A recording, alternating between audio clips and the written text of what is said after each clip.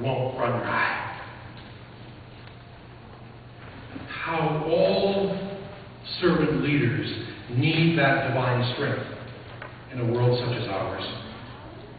I like the earlier part of Isaiah 42, where we are told that the servant of the Lord is not going to be a screamer. The servant is not going to placard the things of God in a raised voice or in the heated shouting matches that these days fill the airwaves and the halls of Congress and town hall meetings. The servant has enough confidence in God that the servant is willing to absorb evil and not give it back. The world might push and shove and be rough, but the servant will exude grace alone. And in the quietness and in the humility that comes from knowing that the hand of Yahweh is holding your hand, the servant will have the time and the capacity to notice the little people. The servant will see the bruised reeds and the smoldering candle wicks, the people the world has chalked up to be losers, but whom the servant will tend and nourish in love and grace. When we hand our hearts over to God, when we submit the totality of our lives to the one who became incarnate in Christ Jesus, then the grace and the joy of the gospel comes to everybody we meet.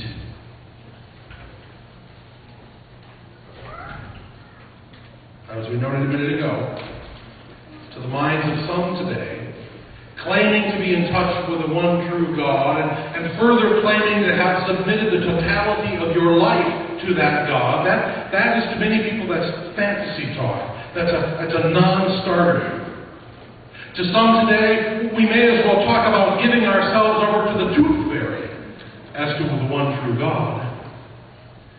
But we make no apologies. We serve the God who, as verse 5 reminds us, created the heavens and the earth, who breathed life into all that exists, and who even now is using the servants of the Lord to bring about the renewal of all things. You see, our horizon of expectation is wider as people who are in touch with the one true God. Our horizon of what we think is possible is bigger than the shrunken boundary lines within which most people try to content themselves day to day. Because by the Spirit of God, we can see farther. And so we give ourselves over to the God who alone can declare the new things that are still to come. Indeed, He can declare those new things through also each one of us, whom God has appointed to be in His kingdom.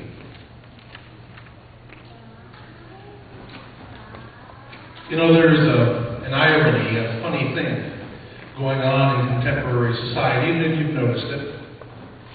The irony stems from the fact that a lot of people assume that going to church is a sign of being narrow, of being parochial, of living in a really small world. A lot of people today, they see us coming to church on Sunday, we walk to church, we drive to church, and they look at us and say, isn't that sad to have such a small world, to just be so small-minded, isn't that sad? Just listen to how the scientist Richard Dawkins talks about what science teaches as opposed to what Christianity teaches, and you'll get the idea.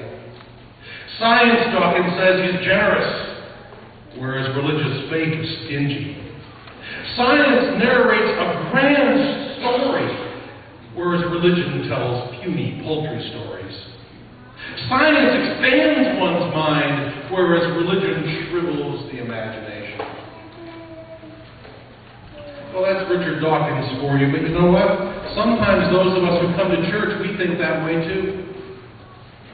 In his book, The Contemplative Pastor, Eugene Peterson wrote about how angry he used to get, how he used to bristle whenever some high-powered business executive would shake the minister's hand at the door after church and say, "Nice sermon, Pastor, but now it's back to the real world, isn't it?" And Peterson said, I always wanted to shake people like that, to say to them, the world that worship and preaching talk about is the real world. And fact, if you know what the kingdom of God is, then what we think about here in Sunday makes the rest of the world look small by comparison. The work God has called you to, John, is precisely to open people's eyes to a God-saturated reality. To help people see the larger world, not the smaller world that just is the kingdom of God. Reminds me of one of my favorite scenes from the C.S. Lewis Narnia books, the Chronicles of Narnia. It comes in the last book near the very end of the whole story when the characters enter what looks to be kind of a small, modest-looking building, but once they get in it, they discover a whole new world. And so one character says, "Well, this building's inside is bigger than its outside." And that in turn reminds somebody of that stable in Bethlehem. It looked like just a modest little barn. But with Jesus lying in the manger, that little barn contained the whole world. That's the vision to which we call people when the Lord God anoints us for ministry.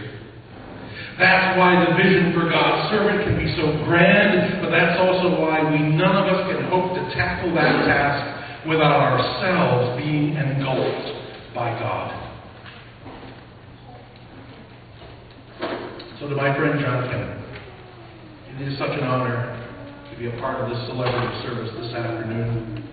It's been an honor to play some small role in God's equipping you for ministry across the last several years at the seminary.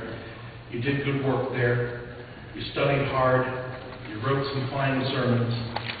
Now you passed your oral comps and your case study panel and your classical exam. The formal hoops and hurdles are all behind you now. And it's just fine if my saying that caused you to shout hallelujah inside your heart. It's been a lot of work. But you know that at the end of the day, it's not your work or your effort that's going to make the difference. It is only the glory and power of God that is at work in you that's going to let you do the tough work of ministry to which you have been called. Now, God can and will use and capitalize on all that you've learned, all that you've experienced, of course. But at the end of the day, it will be God's holding your hands and your heart that's going to make all the difference in the world, all the difference in the kingdom. I, Yahweh, have called you.